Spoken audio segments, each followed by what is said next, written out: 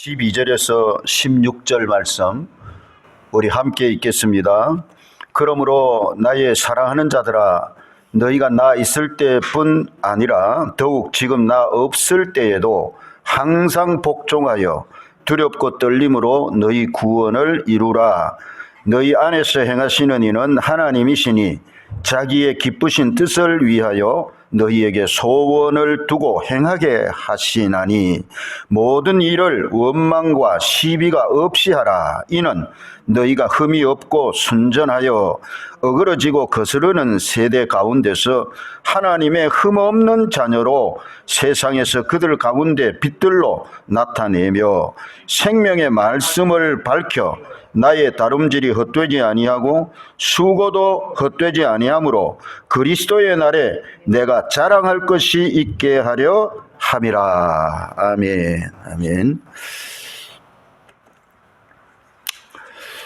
하나님의 흠 없는 자녀, 오늘 설교 제목입니다. 하나님의 흠 없는 자녀.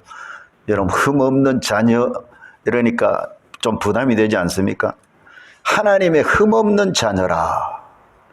참 그 내용은 얼마나 좋습니까? 하나님의 흠 없는 자녀. 우리가 성경에서 등장하는 인물들 가운데 하나님의 흠 없는 자녀로 살려고 힘쓰고 하나님의 은혜 가운데서 그렇게 살았던 사람들, 또 하나님께서 칭찬하신 사람들, 뭐 욥 같은 사람은 하나님께서 그를 순전하고 정직하고 악에서 떠나고 여호와를 경외하는 사람이다. 얼마나 칭찬하셨습니까? 사탄 앞에서도 하나님이 욥을 칭찬하시고, 또 성경에 보면 어떤 인물이 그런 인물이 있을까요? 노아 같은 사람도 성경에 보면 참 칭찬받는 사람이었고, 노아 홍수 때에도 하나님께서 노아와 그 가족들을 방주에 들어가도록 하시고, 새로운 시대가 열릴 때 노아와 그 가족들만 살아남아서 새로운 시대를 여는 그런 복을 받았던 인물이지요. 근데 창세기 6장 9절에 보면 노아에 대해서는 노아를 뭐라고 표현하는가 하면 의인이요 그래요. 당대의 완전한 자라. 아, 멋지죠? 네. 그가 하나님과 동행하였으며 그래요. 여러분, 노아를 보고 의인이다. 그 당대의 완전한 자다. 하나님과 동행하였다. 홍수가 져가지고 사람들이 다 죽잖아요. 그런데 성경에 노아는 하나님께 은혜를 입었더라. 여러분, 우리가 아무리 어렵고 힘든 시대라 할지라도 하나님의 은혜가 있으면, 하나님의 은혜를 입으면은 제대로 살아갈 수 있는 거고, 사실 하나님의 은혜 아니면은 아무리 인간이 노력한들 별 수 없어요. 세상이 자꾸 죄가 많아지고 타락하고 어려운 시대가 되는 것을 우리가 보지 않습니까? 오늘 읽은 말씀에 보니까 뭐라고 말합니까? 어그러지고 거스르는 세대 가운데서요. 어그러지고 거스르는 세대. 여기에 어그러진다는 말은요, 굽어졌다 이 말입니다. 휘어졌다 이 말입니다. 뿐만 아니고요, 어그러지고 또 그 다음에 거스린다 이랬는데, 이 거스린다는 말은 폐역했다 말이에요. 타락했다 말이에요. 죄가 많은 세상이다 그 말이에요. 뒤틀려 있다 그러는. 오늘 이 세상을 이런 세상이다가 보니까 우리가 사람들이 그런 쪽으로 막 이렇게 몰려가는 거예요. 막 뒤틀린 세상. 어려운 말로는 왜곡된 세상이라 해요. 폐역했다, 왜곡했다. 거울이 깨져버렸으면 거울을 봐도 우리 얼굴 제대로 못 보는 것과 똑같아요. 이 세상이 그렇다 보니까 죄악된 세상, 사람들이 막 마음대로 죄를 짓고 하고 싶은 대로 죄를 짓고 그렇게 살아가다 보니까 우리조차도 뭐가 옳은지, 무엇이 옳은 일인지, 잘못된 것인지 제대로 분별을 못하는 시대가 되어버려요. 여러분, 이런 시대에 하나님의 흠없는 자녀, 여러분 이 말씀이 어떻습니까? 하나님의 흠없는 자녀, 뭔가 우리는 진짜 무겁게 뭔가 받아들여질 수밖에 없어. 하나님의 흠없는 자녀로 살아가도록 하시기 위해서 이 빌립보서 2장 12절 이하의 말씀을 주셨어요. 스트레스를 많이 받는 세상입니다. 이럴 때 정말 우리가 어떻게 살아야 될까? 그 말씀을 이제 드리고자 해요. 스트레스가 막 쌓일 대로 쌓이고 그것을 제대로 풀지를 못하면 사람이 어떤 상태에 들어갈까? 속에 이 분노가 가득 차요. 막 짜증이 자꾸 나요. 혈기가 막 부려지려고 그래. 자기도 모르게 얼굴이 막 붉어지고, 그러면서 그런 것이 자꾸 이제 쌓이다 보면은 그것이 어쩌면 당연시 되는 것 같습니다. 뭐 세상이 그러니까 내가 할 수 있나? 아닙니다. 우리가 스트레스는 할 수 있으면 받지 마라. 스트레스를 받아도 잘 처리해라. 스트레스 받는 것은 전에도 제가 뭐라 합니까? 수신자 부담이다. 예. 받아들이는 사람이 손해예요. 그러니까 스트레스를 받을 만한 일이 있다고 할지라도 우리는 그걸 잘 대처해야 됩니다. 미국의 이 캘리포니아 주에 공중보건국장을 지내고 있는 네이딘이라고 하는 의사 선생님이 계셨어요. 이 의사 선생님이 불행은 어떻게 질병으로 이어지는가라는 책을 썼는데요. 사람들이 경험하는 이 불행스러운 일들, 막 스트레스를 많이 받을 수밖에 없는 그런 일들이 어떻게 사람의 건강에 막 질병을 일으키고 어려움을 당하게 하는가, 그걸 이제 연구해 본 책입니다. 이분이 처음 의사 생활을 시작을 할 때에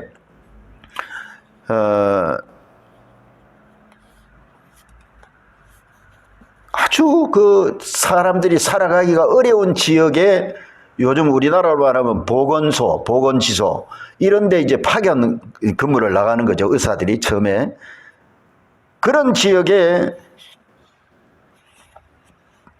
의사가 이제 파견을 나갔는데 베이뷰라고 하는 곳이었어요. 베이뷰 헌터스 포인트라고 하는 곳인데, 그 베이뷰라고 하는 곳에 가서 의사 일을 하는데, 그 지역에 잘 사는 사람들하고 못 사는 사람들 거기도 있겠죠. 대체로 못 사는 사람들이 많은 지역이지만 그런 사람들의 이 건강 상태를 좀 이렇게 높여주는 그런 일을 위해서 거기에 이제 파견을 나간 거예요.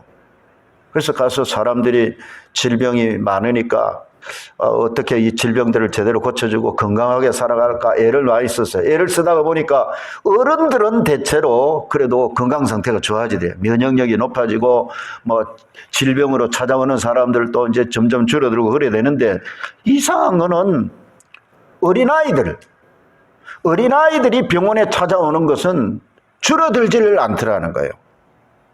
아이들은 계속 병원에 찾아오는 애들이 많더라는 거예요. 이상하다. 왜 이러지? 어른들은 좋아지는데 아이들은 왜 이렇게 좋아지지 않지? 그래서 궁금증을 가지고 연구를 계속합니다. 그러다가 그 지역에 대한 통계 자료를 보고 깜짝 놀랐어요. 왜냐하면은 그 지역이 캘리포니아 지역에서도요, 유일하게 사망 원인 첫 번째가 폭력인 지역이더라는 거예요. 여러분, 폭력으로 사람이 죽는 일이 첫 번째로 많은 지역이더라는 거예요. 그런 지역은 드물다고 합니다. 그러니까 그 베이뷰 지역은 그나마 어린아이들이 자라기에는 참 안 좋은 환경이에요. 아이들이 보는 데서 막 마약을 하고, 아이들 보는 데서 두들겨 패고 싸우고 술 취해가지고 돌아다니고 이런 모습들이 너무 많이 보이는 거라. 그러다 보니까 싸움이 많이 일어나. 폭력으로 사람이 죽는 원인이 그 지역에서는 첫 번째더라. 우리나라 같으면은 여러분 요즘 같은 뭐 암으로 죽는 경우, 그 다음에 이 뇌 질환, 뇌혈관 질환으로, 그리고 또 심혈관 뭐 질환으로 이렇게 말하지 않습니까? 우리나라는 그 첫 번째, 두 번째, 세 번째 뭐 그래요. 그러면서 우리나라는 교통사고로 죽는 것도 한 7위인가 그래. 그러니까 폭력은 여기에 들어갈 수도 없어. 그런데 베이비우 지역은 그런 지역이더라는 거예요. 그렇다 보니까 아이들이 여기서 커가지고는 여기서는 어릴 때부터 스트레스를 많이 받는구나. 어릴 때부터 보고 듣는 일들이 너무 아이들이 자라기에는 위험한 지역이구나. 그걸 이제 연구를 계속하는 겁니다. 그래서 어떤 영향력을 미치는가를 17,000명 되는 정도 되는 그런 사람들에게서 조사를 했더라고. 그래서 연구해가지고 발표한 내용들을 이제 보면은요, 야, 심각해요. 그 연구한 내용 가운데 이런 것들도 이제 자료로 첨부가 됐는데, 여러분, 우리가 연못이라든지 물이 고여 있는 곳에 봄날이 되면은 개구리들이 뭘 낳죠? 알을 낳, 개구리가 알을 낳. 개구리 알이 부화가 되면 뭐가 되죠? 예? 올챙이 되잖아, 올챙이. 올챙이들은 주로 물 속에서 자라잖아, 그죠? 개구리가 되면 물 밖으로도 나오고 막 그러지만, 올챙이들은 그냥 헤엄치고 다니면서 물 속에서 이렇게 자라는데, 그 올챙이들에게 어떤 일이 일어나는가를 보기 위해 가지고 그 연못에 물을 줄여버리는 거야, 물을. 물이 마르도록 하니까 물이 없어지면 없어질수록 올챙이들은 살아가는 환경이 어려워지는 거예요.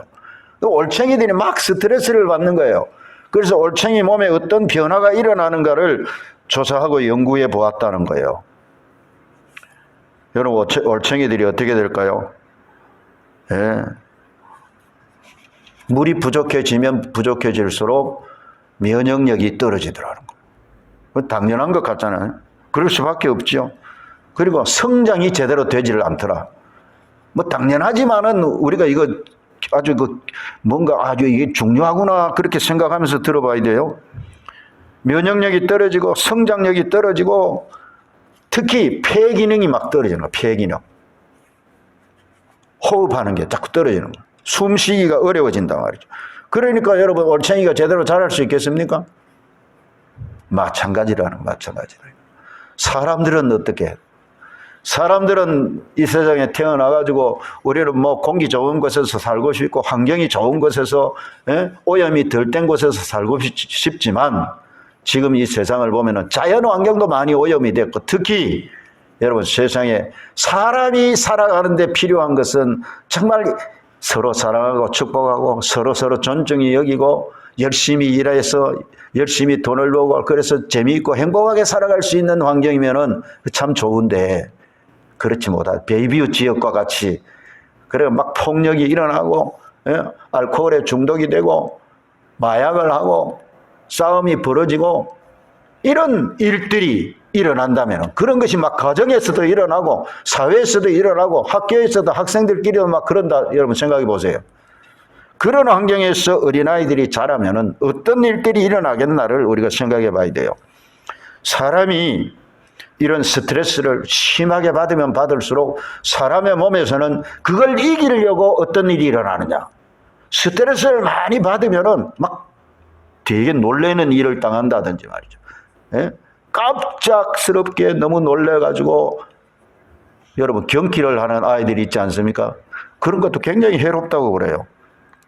그러면은 우리 몸에서는 자연스럽게 막 생각하고 뭐가 막 신경을 써야 되니까 머리 쪽으로 막 피를 많이 보는데 또 심장 이런 쪽에서도 심박수가 여러분 막 갑작스럽게 놀라면 어때요?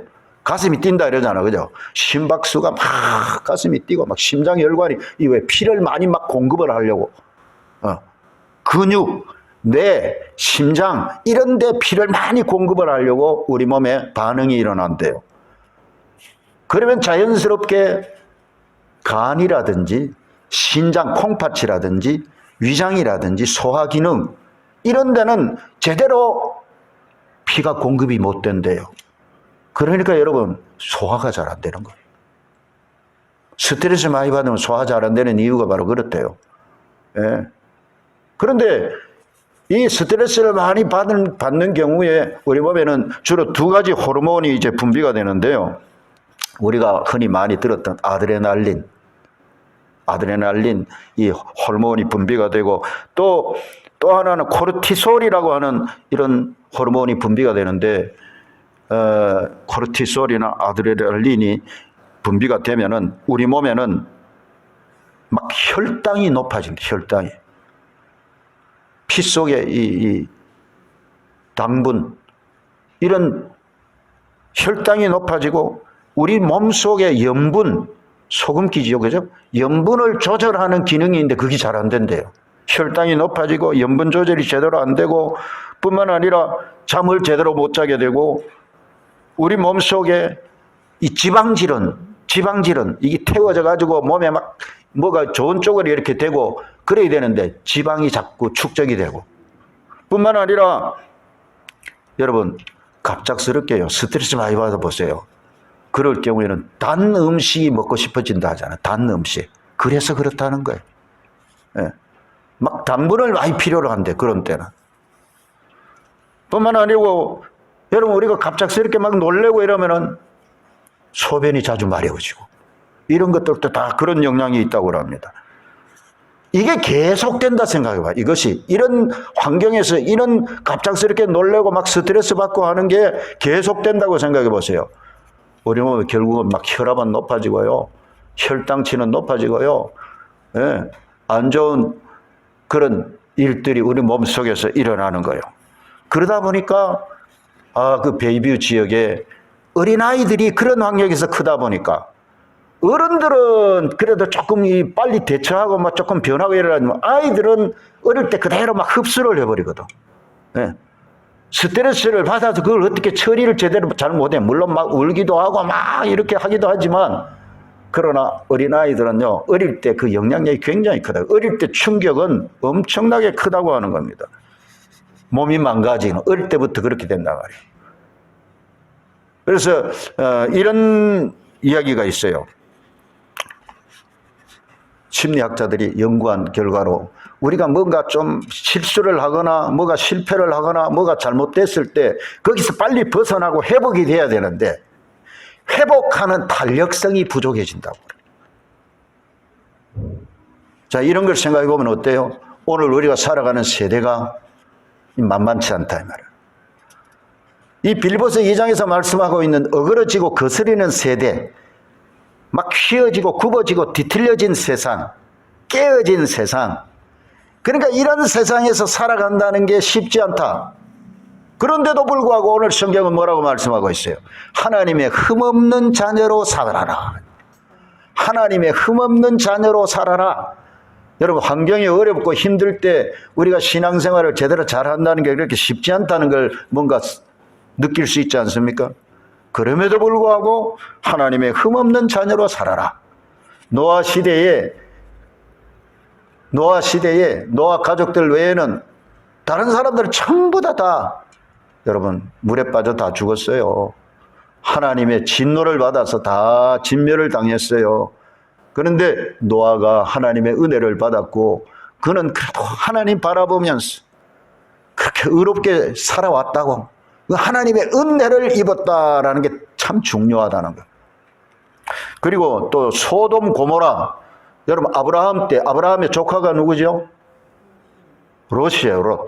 아브라함 조카 롯이 살았던 데가 소돔성이에요. 소돔. 그 소돔 고모라 그 지역은 성경에 보니까 심히 죄가 많았다 이랬어요. 하나님께서 그 소돔 사람들이 부르짖는 소리를 들으시고 그들이 부르짖는 소리를 들으시고 그들의 죄가 얼마나 심각한지 죄가 심히 무겁다 그렇게 말씀하시면서 천사 두 사람을 소돔으로 보내지 않습니까? 결국은 소돔이나 고모라 성이나 그 지역은 하나님의 진노를 받아서 불과 유황 불비가 막 내리면서 다 그 지역이 심판을 받았어요. 지금 가보면은 그 지역은 사해 바다가 돼 있다. 예, 소금기가 많아가지고 저도 사해 바다에 들어가 봤었는데요. 사해 바다에 들어가면 헤엄 안 쳐도요. 그냥 가만히 있으면 붕 떠요. 염분이 얼마나 많은지. 그 사해는 물이 어디에 빠져나갈 데가 없어. 그냥 막 증발만 하니까 흘러 들어오던 저 갈릴리 호수에서 흘러 내려오는 물이 사해 쪽에 들어오면은 그냥 증발만 하고 이러니까 막 소금기가 얼마나 많은지요. 거기는요 고기를 찾아볼래요? 찾아볼 수가 없어요. 성도 여러분, 우리가 살아가는 삶의 환경은 롯이 살았던 소돔, 그 아브라함과 조카 롯이 그 시대에 아브라함은 가나안 땅에 살았어요. 그런데 롯은 소돔 땅에 소돔. 그 소돔은 심히 죄가 컸다. 하나님께서 그렇게 말씀을 하세요. 여러분 소돔이 다 망해버렸어요. 소돔에 살던 롯은 어떻게 살아났을까요? 성경에 보면은 하나님께서 소돔과 그 이웃 성읍들을 멸하실 때 아브라함을 생각하사 롯을 구원해 주셨다고 하셨어요. 하나님의 은혜입니다. 왜요? 아브라함이 하나님 앞에 기도했어요. 하나님께서 저 소돔성을 지금 멸하려고 한다고 말씀하시는 걸 듣고 아브라함이 하나님, 거기에 의인들이 있으면 어쩌려고 합니까?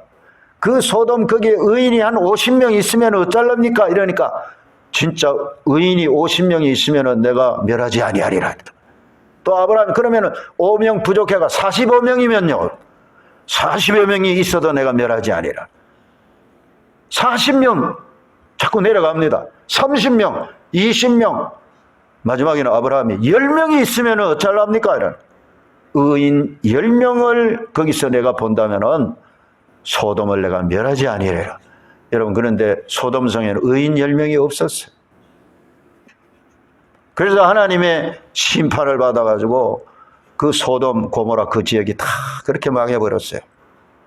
여러분, 하나님께서 아브라함의 기도를 들으시고 롯을 생각하셨다 하셨어요. 하나님께서 우리를 생각해 주시고 우리에게 은혜를 베풀어 주시는 게 이게 얼마나 큰 은혜입니까? 여러분, 제가 저 로마 저쪽으로 이제 그 선교 여행을 갔을 때 나폴리에서 조금 떨어진 곳에 폼페이라는 곳에 가봤어요.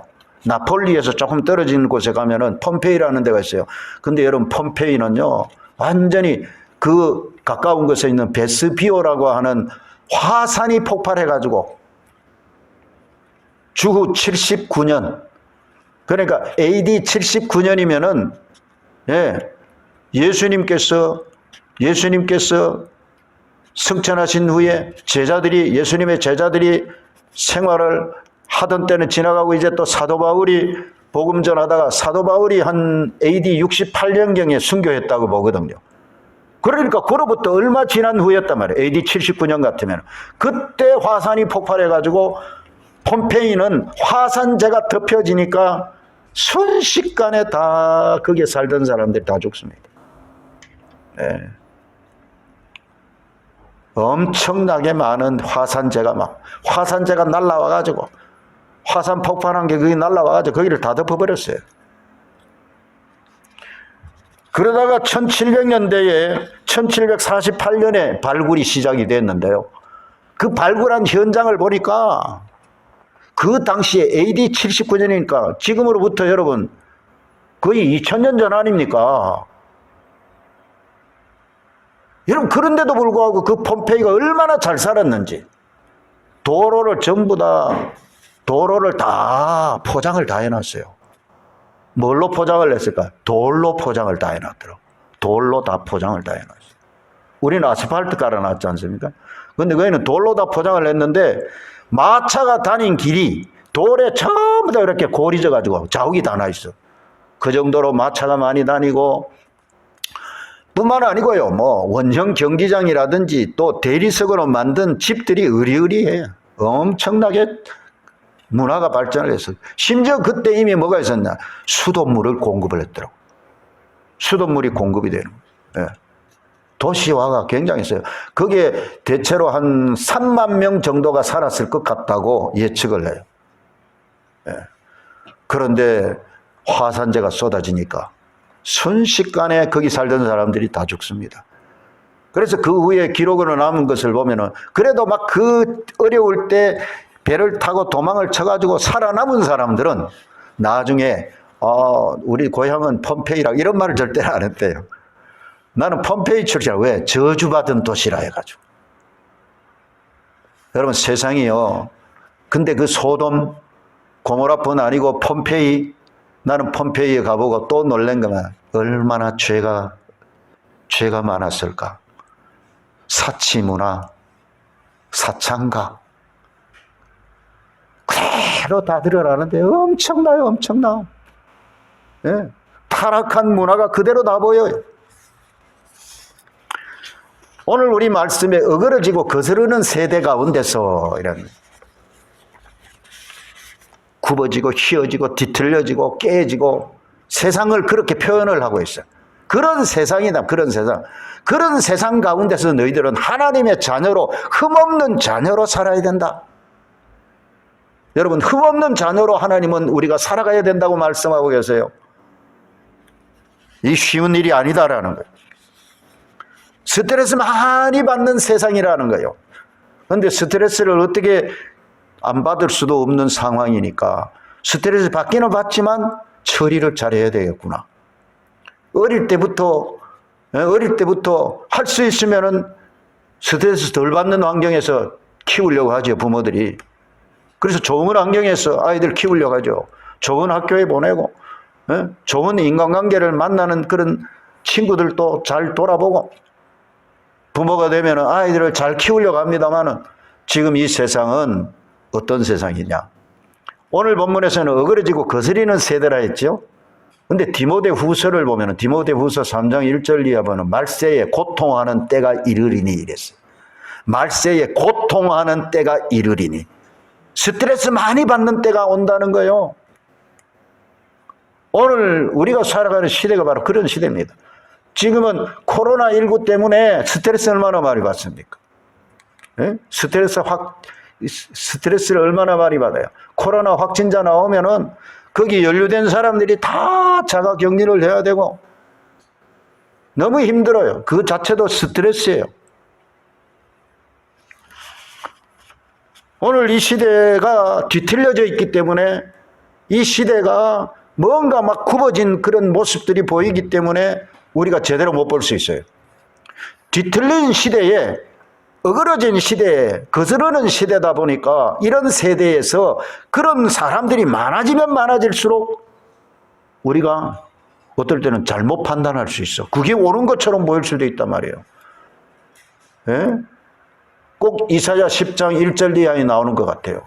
불법을 만들고 불의한 일을 옳다고 막 기록을 하고 기록으로까지 남기는 거예요. 그리고 약한 사람, 가난한 사람, 힘들어하는 사람들을 막 오히려 착취를 하고 약탈을 하고 이런 일들이 일어날 것이라고 예언했는데 여러분 그런 현상이 오늘날 일어나지 않습니까? 옳은 것을 잘못됐다고, 잘못된 것을 옳다고 하고 말이죠. 이런 일이 오늘날 일어나고 있으니까 스트레스를 많이 받을 수밖에 없는데 여러분 스트레스 받는다고 어디 저 달나라 집값을 살 수도 없고 지금 이 세상에 우리가 살기를 살아야 되는데 어떻게 살아야 되느냐? 이게 진짜 중요한 거예요. 어떻게 살아야 되느냐? 그래서 그 말씀을 오늘 이제 잘 들어야 됩니다. 12절부터 16절까지 보면 어떻게 살아야 되는가 그걸 말씀해 주고 계세요. 말세에 사람들이 디모데후서 3장 1절 이하를 보면 사람들이 자기를 사랑하고 돈을 사랑하고 자기를 사랑한다 했어요. 자기 중심적이야. 돈을 사랑하면 돈 하는 거예요. 자기를 사랑하며 돈을 사랑하며 자긍하며 교만하며 자기 자신은 막 뿌듯한 마음 가지고 막 최고라 생각하는 거예요. 사람들이 막 교만해진다는 거예요. 그 다음에 보면 부모를 거역한다 했어요. 부모를 거역한다. 부모님 말씀 잘 안 들어요. 감사치 아니한다 했어요. 감사할 줄도 몰라요. 뿐만 아니라 거룩하지 아니하다 했어요. 막 그냥 죄 가운데서 살아가는 거예요. 막. 인정이 없어요. 무정하다 했어요. 서로 인정스럽지를 못해요. 원통함을 막 품고 원통함을 품고 막 보복하려고 이런 원통함을 풀지 않는다 했어요. 그런가 하면은 남을 막 모함하고 남을 모함한다 했어요. 성경이 어떻게 이렇게 정확하게 기록을 했을까? 남을 모함하는 시대. 없는 것도 막 있는 것처럼 갖다 씌우고 가지고 못되게 만들려고. 그리고 특징 중에 하나가 절제를 못한다. 절제를 못해. 막 하고 싶은 대로 해버리는 거예요. 감정을 적대를 못해. 사나우며 선한 것을 좋아하지 아니하며 배신하며 조급하며 자만하며 쾌락을 사랑하기를 하나님 사랑하는 것보다 더하며 경건의 모양은 있는데 능력은 없다 이랬어요. 여러분 이런 시대를 우리가 지금 살아가고 있어요. 여러분 이런 시대에 우리가 그러면 어떻게 해야 하나님의 흠없는 자녀로 살아서 예수님이 다시 오시는 그날 그리스도의 날에 자랑할 것이 있게 하려 함이라. 어떻게 하면 우리가 하나님의 흠없는 자녀로 살아갈 수 있는가? 4가지 말씀을 드릴 거예요. 첫 번째, 복종하며 두렵고 떨림으로 살아라. 순종하는 삶을 살아라 그 말이에요. 두 번째, 너희 안에 계시는 이는 하나님이시니까, 너희 안에서 행하시는 이는 하나님이시니까 하나님이 하나님의 기쁘신 뜻을 위해 주시는 소원대로 살아라. 하나님이 주시는 소원대로 살아라. 그리고 그 다음에 원망과 시비 없이 해라 이랬어요. 원망과 시비가 없이 해라 이랬어요. 자, 보세요. 첫 번째는 뭐요? 복종하면서 두렵고 떨림으로 살아라. 순종하는 삶을 말합니다. 두 번째는 하나님이 주시는 소원대로 살아라. 여러분, 하나님이 주시는 소원대로 살아라. 그리고 모든 일을 원망과 시비가 없이 해라. 원망 걸고 막 시비 걸고 이거 사라져야 되는 거예요. 여러분, 우리 속에 스트레스가 있으면요, 원망 시비가 자꾸 걸려요.